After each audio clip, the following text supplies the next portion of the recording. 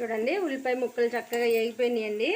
ఉల్లిపాయ ముక్కలు ఇలా వేగినాక కొంచెం బ్రౌనిష్గా వచ్చింది కదా. ఇప్పుడు పసుపు వేసేసుకుందాం. అన్నీ వేసేసుకుందాం 1 by 1. పసుపు, అల్లం వెల్లుల్లిపాయ పేస్టు, ఇంకొంచెం ఉప్పు వేసేసుకుందాం. ఇందాక కొంచెమే వేసా కదా ఉప్పు, ఇప్పుడు ఇంకొంచెం వేసుకుందాం. చూసి టేస్ట్ చూసి మళ్ళీ మిగతా ఉప్పు వేసుకుందాం. ఉప్పు వేసాను. కారం, అల్లం వెల్లుల్లిపాయ పేస్టు, ఉప్పు, పసుపు, కారం కూడా వేసేసుకున్నాం. కారం వేసేసుకున్నాము. ధనియాల పొడి ఒకటి, మిరియాల పొడి ఒకటి, 2 ఉన్నాయండి. అన్నీ వేసేసాను. ఇంకా పసుపు, ఉప్పు, కారం, అల్లం వెల్లుల్లిపాయ పేస్టు అన్నీ వేసేసా. చక్కగా వేగిపోయింది.